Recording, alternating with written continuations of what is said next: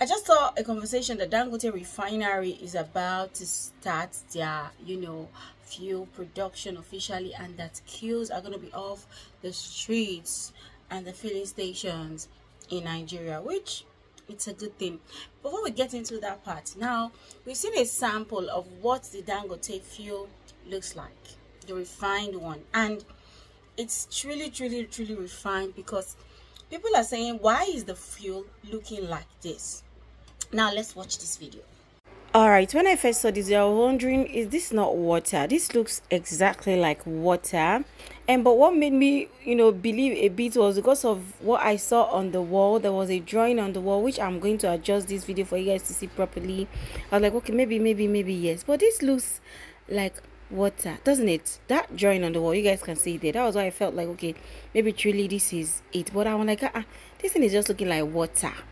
Why is this fuel so clear? Now, one person has come out to say that initially when they saw this fuel, they actually thought it was water, that this fuel was looking like water. And looking at this video you're seeing right here on my screen, it sure looks very clear. It looks like water. People have to be very careful. We don't even know. Well, let's not even go to the other part, because I'm sure it's going to still smell like fuel, but it looks very refined. And I'm wondering, people that are in abroad that you bought fuel, I don't know if you guys can see what it looks like. Does it look this clear?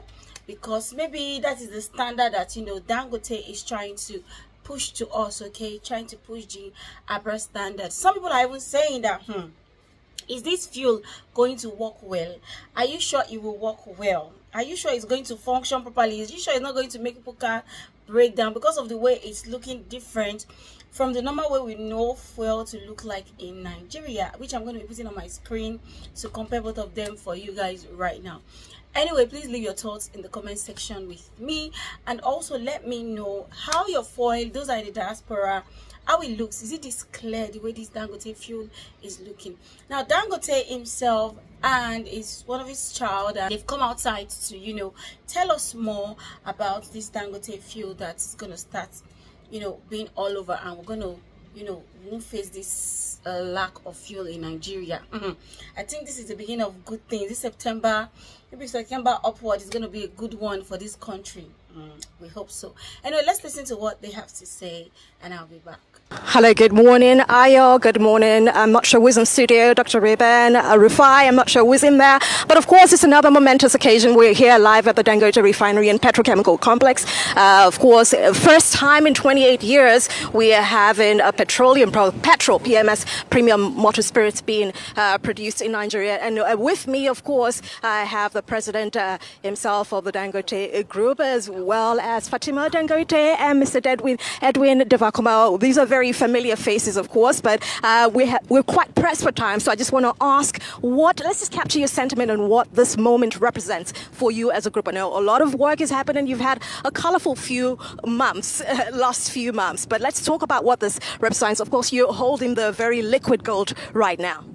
Well, this represents, a very historic, monumental, achievement, which I think I must congratulate the people of Nigeria and the government of President Bola Ahmed Tinubu for giving us all the support to be where we are today.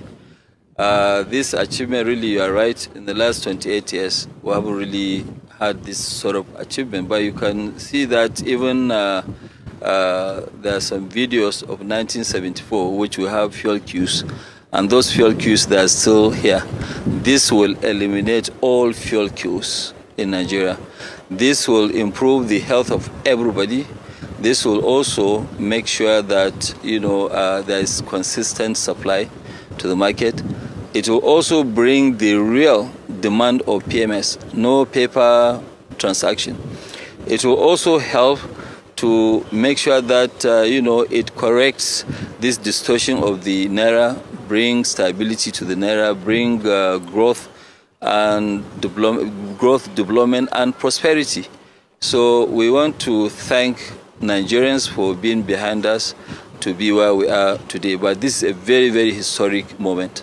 It certainly is, and there's so much to look forward to. Of course, you're holding the priced material, priced gold here. Fatima, of course, you and Edwin have also been a part of this process. How do you feel about this moment? We spoke earlier, and which I will update our audience later about, you know, when things are going to happen, when it will hit the market. Of course, that's subject to the NNPC, but let's get your brief sentiments on it very quickly.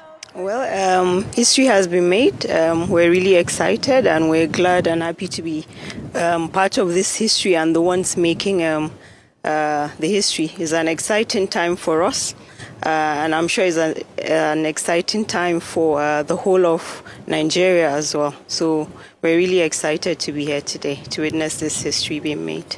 This one is the gasoline, this is the PMS. You can see the diesel, you know, because I'm sure most Nigerians, they have never ever seen this color of diesel. But this is what you call Euro 5 diesel. It's less than 10 ppm. And, you know, I mean, that is sulfur-wise. Okay, so this is what will really help, actually, to help the engines, vehicles, you know, you name it, you know, generators, they will last much, much longer. The health of people to the environment will not be polluted. This is the real thing. Euro 5 diesel for the first time in the history of Nigeria. The truth of the matter is that every good Nigerian will want what's best for their country, and we can't wait to see that, you know, even if the fuel price is not going to come down to 300 to 200, which we truly hope it will come down, but it's far from reality. We hope that the scarcity of fuel, you know, is going to end. For me, where I stay in Lagos, Nigeria, I have lights. Like, I have 24 hours light. I can brag about that in Nigeria. I hear people shouting always that there's no light, there's no light.